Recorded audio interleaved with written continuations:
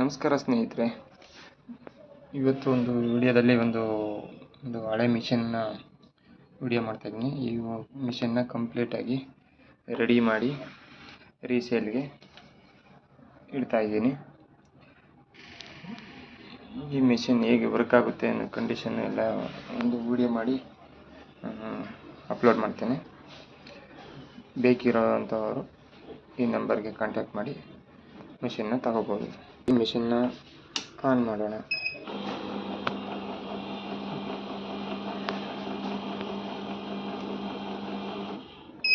ಮಿಷನ್ನ ಈಗ ಆನ್ ಆಯಿತು.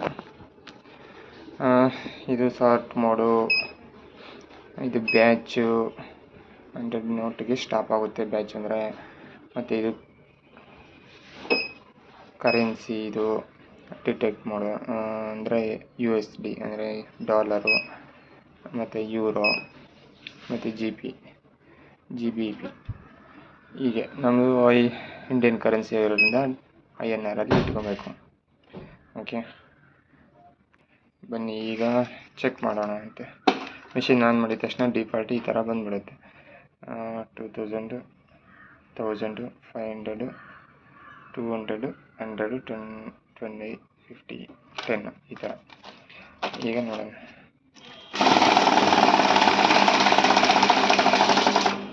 ಟೋಟಲ್ ಅಮೌಂಟ್ ಬಂದು 25,400. 57 ನೋಟ್ಸು, 100 1 ನೋಟು, 200 1 9, 500 47. ಈಗ ಇದು ಬೇಕು ಅಂದರೆ ವಾಯ್ಸ್ ಬೇಕು ಅಂದರೆ ಇದರಲ್ಲಿ ವಾಯ್ಸ್ ಆನ್ ಮಾಡ್ಕೋದು. ಸ್ಟಾರ್ಟ್ ಬಟನ್ನ ಲಾಂಗ್ ಪ್ರೆಸ್ ಮಾಡಿ ಇಟ್ಕೊಂಡ್ರೆ ವಾಯ್ಸ್ ಓಪನ್ ಆಗುತ್ತೆ. ಈಗ ವಾಯ್ಸ್ ಓಪನ್ ಮಾಡಿದ್ದೀನಿ, ಓಪನ್ ಆಗಿದೆ, ವಾಯ್ಸ್ ಆನ್ ಆಗಿದೆ.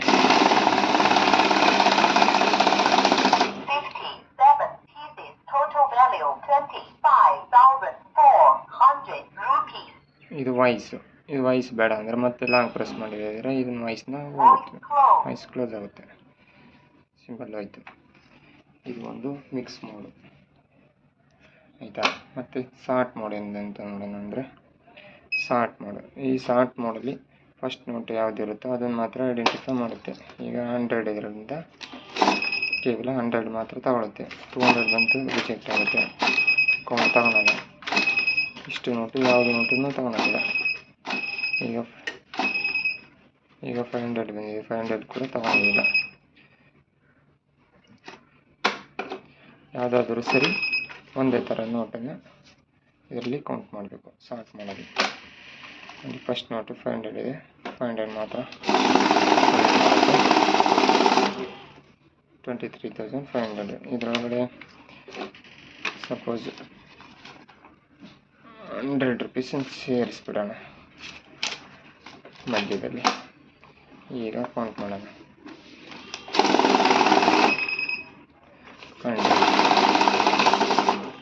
ಇದು ಸ್ಟ್ಯಾಕರ್ ಸರಿಯಾಗಿ ಕೂತಿಲ್ಲ, ಅದರಿಂದ ಅದು ಕಂಟಿನ್ಯೂ ಆಯಿತು. ನೋಟು ಇಲ್ಲಿ ಸರಿಯಾಗಿ ಕೂತು ಅಂದ್ಕೊಂಡ್ರೆ ಇದು ಸ್ಟಾಪ್ ಆಗುತ್ತೆ. ಮತ್ತೆ ಮಾಡೋಣ.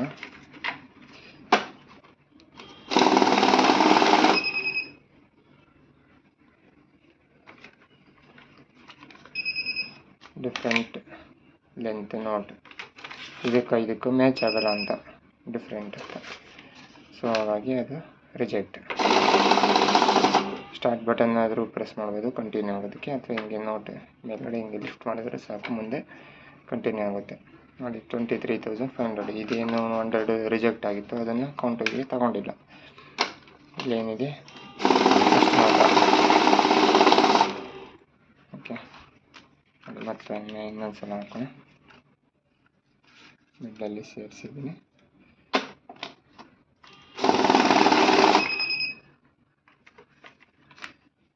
ರಿಜೆಕ್ಟ್, ಕಂಟಿನ್ಯೂ ಆಯಿತು. ಇಲ್ಲಿ ಏನು ಬಂದಿದೆ 500 ಅಷ್ಟು ಮಾತ್ರ ಕೌಂಟ್ ತಗೊಂಡಿದೆ. 100ನ ಲೆಕ್ಕ ಹಾಕಿ ತೊಗೊಂಡಿಲ್ಲ. ಇದು ಒಂದು ಸಾರ್ಟ್ ಮಾಡೋದು.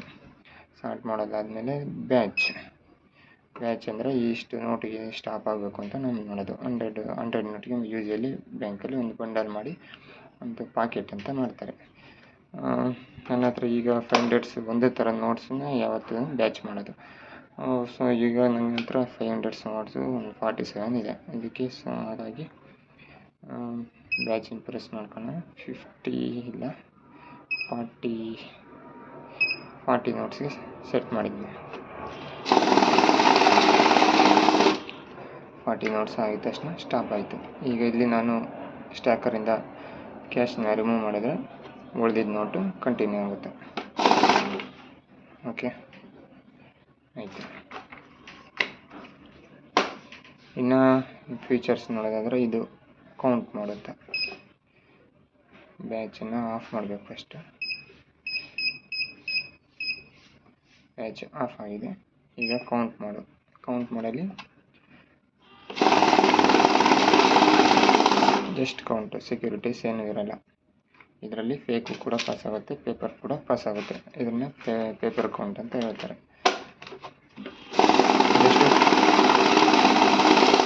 ಜಸ್ಟ್ ಕೌಂಟಿಂಗ್ ಪರ್ಪಸ್ಗೆ ಅಷ್ಟೇ. ನಂಬರ್ 9. ಈಗ ಟೋಟಲ್ ಇದು ಮಿಕ್ಸ್ ಮಾಡು ಡಿಫಾಲ್ಟ್ ಬಂದುಬಿಡುತ್ತೆ.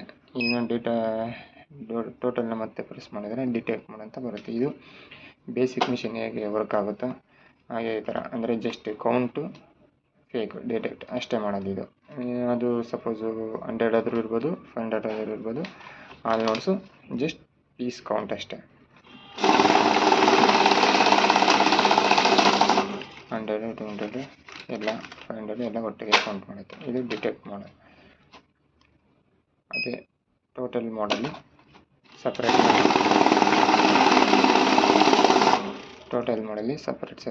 ತೋರಿಸುತ್ತೆ, ಡಿಮಿನಿಷನ್ ತೋರಿಸುತ್ತೆ. ಸಾರ್ಟ್ ಮಾಡಲಿ ಸಪ್ರೇಟ್ ಮಾಡುತ್ತೆ.